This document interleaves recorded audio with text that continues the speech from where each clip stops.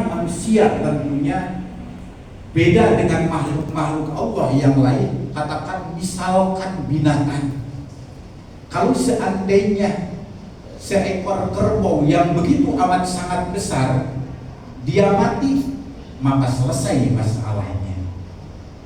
Ataupun makhluk-makhluk Allah yang lain, di saat dia kembali kepada Allah Subhanahu wa Ta'ala, maka semua urusannya berakhir di situ. Tapi kita sebagai umat manusia, umatnya baginda Rasulullah Sallallahu Alaihi Wasallam, di saat kita kembali kepada Allah, maka kita akan dibangkitkan kembali, bahkan kita akan dituntut, diminta pertanggungjawaban jawab oleh Allah Subhanahu wa Ta'ala dengan apa yang telah kita perbuat.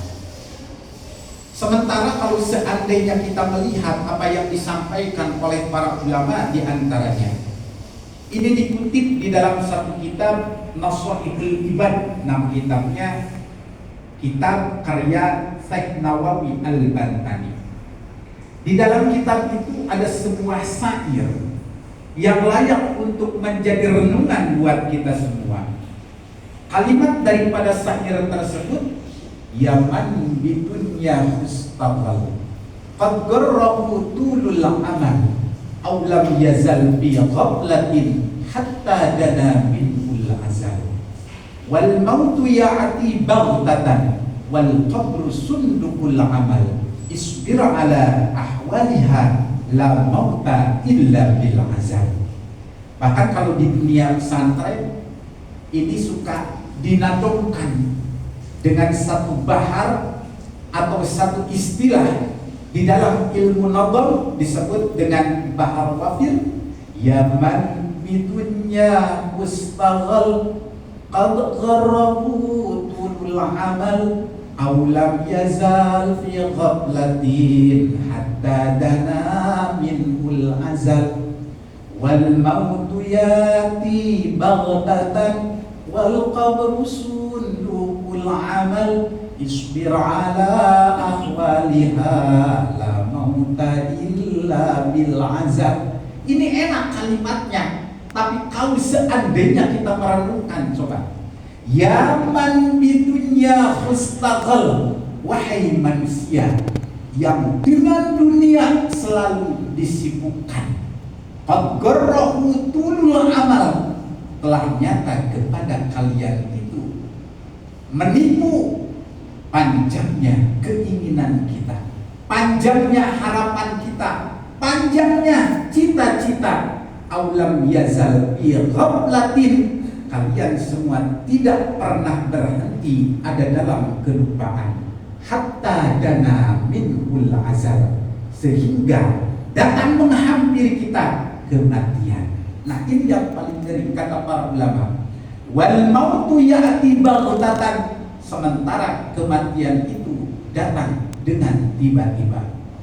Wal qabru sundukul amal, sementara kubur itu adalah sunduk, kotak, peti, wadah daripada amal perbuatan yang kita perbuat. Isbir ala ahwaliha, kata para ulama, kita harus bersabar dengan petakaknya kematian. La mauta illa bil azal, tidak ada kematian melainkan kematian itu telah tiba waktunya. Bapak-bapak, ibu-ibu yang dirahmati oleh Allah Subhanahu wa Ta'ala, kita jangan pernah berpikir kapan kematian itu menjemput kita, kapan kematian itu menghampiri kita. Pada hakikatnya bahwa kematian itu cepat ataupun lambat akan datang kepada kita. Mau ataupun tidak, kita akan dipanggil oleh Allah Subhanahu wa Ta'ala.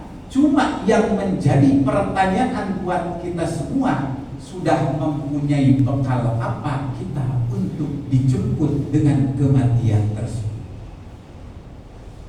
Karena apa? Karena betapa beratnya nanti sesuatu yang akan menimpa kepada kita setelah kematian tersebut. Di dalam riwayat para ulama dijelaskan 7 langkah orang-orang yang kita cintai menghantarkan kita ke kubur kita, ke liang lahat kita dibangkitkan kembali wa ta'ala, 7 langkah mereka orang-orang yang selama ini kita perjuangkan. Mungkin di situ ada istri kita yang begitu amat sangat kita sayangi. Di saat kita masuk ke liang lahat, apakah istri kita mau nemenin kita? Tidak.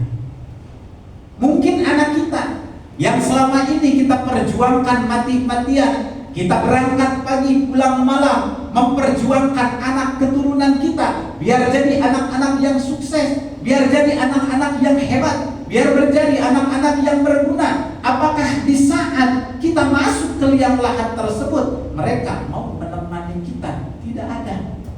Ataupun sahabat kita yang selama ini katanya begitu amat sangat peduli kepada kita, orang-orang yang selama ini punya urusan kita perjuangkan, kita bela, apakah di saat kita masuk ke liang lahat mereka akan mau menemani kita? Tidak ada satupun yang menemani kita di liang lahat tersebut. Yang menemani kita di liang lahat tersebut adalah amal kebaikan, amal perbuatan yang kita lakukan. Di saat kita masih hidup, mempunyai prestasi yang baik, mempunyai prestasi yang bagus, itulah teman kita nanti di alam kubur kita. Bapak Ibu sekalian yang dirahmati oleh Allah, makanya ini sering kita tekankan oleh para kiai, para guru-guru kita, para ulama-ulama kita. Apalagi sekarang kita lagi berada di bulan yang begitu amat sangat istimewa. Karena apa? Karena mempersiapkan bekal kita untuk kembali kepada Allah itu tidak cukup sehari, tidak cukup 2 hari, tidak cukup sebulan, tidak cukup setahun. Kalau bisa sepanjang umur kita persiapkan untuk dijemput dengan kematian tersebut. Maka ini adalah sebuah momentum tentunya bagi kita sebagai umatnya baginda Rasulullah SAW. Kita hari ini berada di satu penghujung bulan yang begitu amat sangat istimewa. Bulan Zulqa'dah namanya. Kalau kita lihat satu konteks di dalam Al-Quranul Karim, bahwa bulan Zulqa'dah itu adalah termasuk di antaranya 4 bulan dari bulan-bulan yang diharamkan oleh Allah. Di antaranya ada bulan Zulqa'dah, ada bulan Zulhijjah, ada bulan Muharram, 3 bulan yang berurutan, dan 1 bulan yang terpisah adalah bulan Rajab. Kita sebagai umatnya baginda Nabi diberikan waktu, diberikan kesempatan, yang mana waktu dan kesempatan momentum tersebut tidak diberikan kepada umat-umat yang sebelum umatnya baginda Rasulullah SAW. Tujuannya apa coba? Tujuannya apa? Biar kita mengambil momentum tersebut untuk kita mengambil sebanyak-banyaknya amal kebaikan yang kita lakukan untuk mempersiapkan kita dijemput dengan kematian tersebut. Jadi kita sebagai umatnya baginda Nabi jangan sampai kehilangan momentum. Kalau para pemain sepak bola kadang-kadang terjadi kekalahan. Manchester United kalah misalkan sama Liverpool 4-3, kalah. Kadang-kadang penyebabnya pemain Manchester United itu kagak bisa mengambil momentum, padahal gol sudah berada, hampir bola berada di depan gol, tapi tidak bisa mengambil momentum, akhirnya gagal. Kita sebagai umatnya baginda Nabi segera diberikan momentum bulan yang begitu amat sangat istimewa, bulan Zulqa'dah namanya. Sebentar lagi kita akan memasuki bulan Zulhijjah, dimana kalau seandainya kita merujuk kepada Al-Quranul Karim, ada satu surah di dalam Al-Quran tersebut yang disebut dengan surah Al-Fajr, yang tadi dibacakan oleh Ustaz kita, wal fajr walayalin asyar. Mari kita teliti satu-satu. Wal fajr, demi waktu fajar.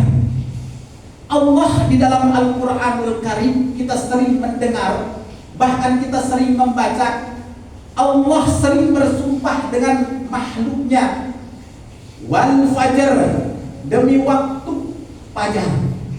Wadduha, demi waktu duha. Wallaili idza yaghsha, demi malam. Wal asr, demi waktu asar. Apa kata ulama rahasianya? Di antaranya Syekh Imam Ibnu Katsir menjelaskan bahwa kalau Allah bersumpah dengan mengatasnamakan waktu, pertama, bahwa kita sebagai umatnya baginda Nabi diberikan isyarat bahwa kita harus selalu memperhatikan waktu. Zuhur kita perhatikan, asar kita perhatikan, maghrib kita perhatikan, isya kita perhatikan, subuh kita perhatikan, waktu duha kita perhatikan, waktu-waktu yang terkadang waktu tersebut lewat lepas begitu saja daripada tangan kita sendiri. Itu yang pertama. Karena apa? Karena manusia itu sering lupa dengan waktu. Mungkin kadang-kadang kita kalau berpikir, dulu kita dilahirkan oleh orang